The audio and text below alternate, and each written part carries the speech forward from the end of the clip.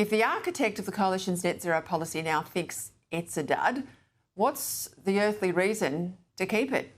But yet keep it as an aspiration is still the advice of Scott Morrison, and that's what he's told his Liberal successor, Susan Lee. In a post on LinkedIn, the former Prime Minister says he has now abandoned formal support for the net zero position, a position that he pushed on the coalition in the run-up to the 2021 UN Climate Conference in Glasgow. Back then, he tells us, Morrison thought that Australia faced a, quote, potential capital strike from overseas investors if we didn't jump on the net zero bandwagon. Now, he says, with US policy very different under Donald Trump, who calls climate change a hoax and who has pulled out of Paris for a second time, Morrison thinks things are very different. Net zero at any cost on any rigid timetable is not policy, it's just ideology, says Morrison.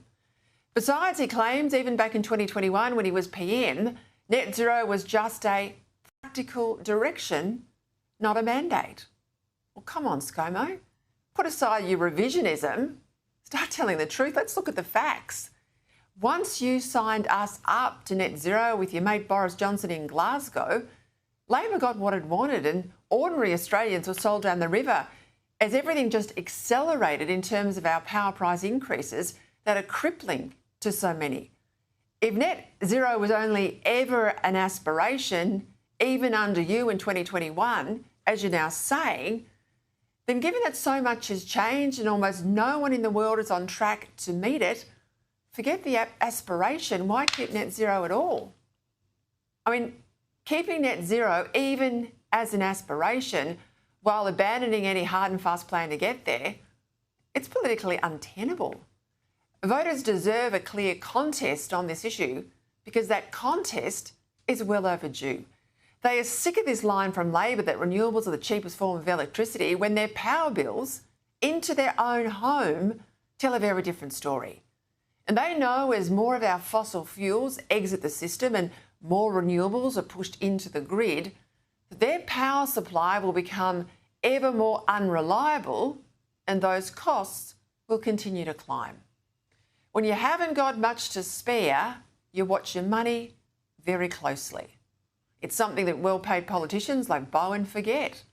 No amount of spin from government can get around the fact that electricity prices are up 24% in the last year alone.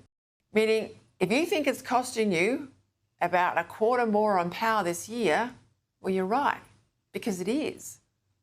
Now, sure, some city-based Liberals will worry that dumping any reference at all, even aspiration's got to be kept, they'll think. If that all goes, it'll make them climate deniers.